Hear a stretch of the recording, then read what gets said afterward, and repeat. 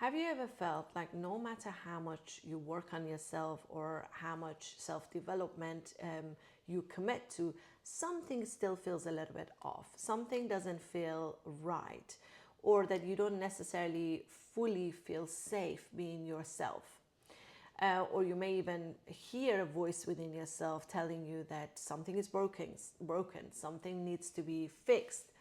If that's the case, you're not alone. And today I want to speak to you about how trauma rewires the way we see ourselves and how self-compassion is the missing key to break the cycle of shame, fear, even, and self-sabotage. I'm Farya Barlas, psychologist, trauma expert, and business growth and success coach. And I want to speak with you about some of the misconceptions around what maybe trauma is and how it impacts you today, how it impacts your life and your business and your relationship today. I know that a lot of people believe or may think that trauma is supposed to be this significant event that has taken place in your life, or something that you should be able to remember because it was so impactful. But I want to clarify that trauma is not about an external event or events and incidents that has taken place. Trauma is not about what happens outside of you. Trauma is about what happens within yourself, meaning that it's about how an incident, one event, a series of events, or a situation that you were in or you grew up in has impacted you, and how you've internalized that messaging. So we can say that trauma is what happens inside of you because of the events externally. It changes and shapes the way you relate to yourself, the way that you see the world, the way that you connect with other people, and most importantly, the way you dream about your life and your future, and the way that you are able to connect with your inner desires. So if somebody grows up in an environment where they felt that they're not heard or they're not seen, their nervous system adapts to that environment or to that reality. And instead of believing that they are just worthy or they are unconditionally loved, what they tend to internalize, they may internalize messages such as, oh, I have to do things in a certain way in order to be accepted, or I have to be perfect to be loved, or that I have to put other people's needs first in order to be accepted, or that,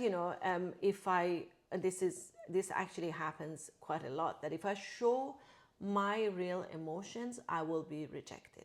I mean, that comes up a lot in people's relationships in their adult lives. I see trauma as every time you felt like you had to betray yourself, every time you felt like you had to dismiss your authentic self in order to fit in order to be loved or accepted, you would internalize a messaging that will not serve you well in your adult life. This is not something that we consciously decide. This is something that is considered as a survival response. So it's a way to stay safe in an environment where you being authentic would have felt dangerous. Now, the problem is that when we grow up or when we step into adulthood, these patterns don't automatically disappear. We carry them into our adult life, into our relationships, into our work and business without necessarily realizing it. For example, these patterns may show up as a form of perfectionism when you constantly try to earn love and acceptance by being flawless or by making sure that you do everything perfectly, and which then obviously, as you can imagine, it would only lead to exhaustion, it would lead to feeling burnt out, but also constantly feeling like you're not good enough. These patterns may also come up as in a form of people pleasing, where you put other people's needs above yours because you believe that that's the only way, by keeping them happy, is the only way you're able to connect with them, or you're not going to be rejected. This can also only lead to resentment and also burnout. You see that a lot in relationships with the significant other, but also your relationship with your business, your relationship with your work. You see that playing out, and it can become problematic. The other way that these patterns can show up is in a form of fear of success or fear of visibility, where people may become fearful of being fully present, fully visible, because they may be scared that they may lose the connection with the people that they once felt safe with. You can't hate yourself into healing. You can't shame yourself into growth. And yet this is what many people still do. By thinking that, that if they can only fix themselves, or if they can just become better or good enough even, that they then finally will feel worthy of happiness, they feel worthy of the success. And yet this is not how healing works. The real antidote to these patterns is something that most of us have never been taught: self-compassion. And when you hear self-compassion, some people may think that it may sound too soft or too abstract, or maybe even unnecessary. But let me explain why this is the very thing that's needed to break this cycle. Self-compassion is not just about being nice. Actually, it's a very powerful nervous system regulation tool, because it teaches your body that you're safe, that you don't need external approval to feel accepted or loved. It also interrupts the pattern of fight or flight response, because that's the very thing that keeps you in self-sabotage, and self-compassion has a way of interrupting that. Or it also allows you to experience, or give yourself permission to experience, your emotions fully without labeling them as bad or wrong. So what this looks like is, instead of having these internal dialogues of, oh, I should be over my kind of problems by now, or why can I just not get everything right, or maybe I always ruin things for myself, it will shift and change to the internal dialogues of, I am allowed to heal at my own speed, or that my worth is not based on how much I can produce or how much I can do for other people, or that I can hold space for myself and for all of my emotions. And here is the most important part of all.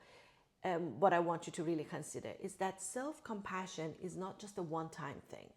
It's not something that you do one time and then you move on. It's a practice that you have to commit to on a daily basis. It's an internal dialogue that needs to change on a day-to-day basis. Here is what I want you to take away today. You are not broken, and the patterns that kept you stuck, or that make you feel stuck, they're not the signs that something is wrong with you, but rather that they are survival strategies that once kept you safe. I know they're not working for you now, but at some point they did keep you safe. And healing also is not about fixing yourself, or it's not about making yourself become something else. It is about trusting yourself and having more trust in yourself once again. So if you take nothing else from this today, I want you to remember this. The way you speak to yourself matters. The way you hold space for yourself and your emotions matters. The way that you show up for yourself matters. And most importantly, the way you choose self-compassion over self-criticism time and again is the very thing that will create real lasting change. What's the one way that you can practice self-compassion today? I want you to think about that. And if this resonates with you, feel free to subscribe. Feel free to check out the description box, where I will leave you some tools and resources free that you can download and get started on your journey today.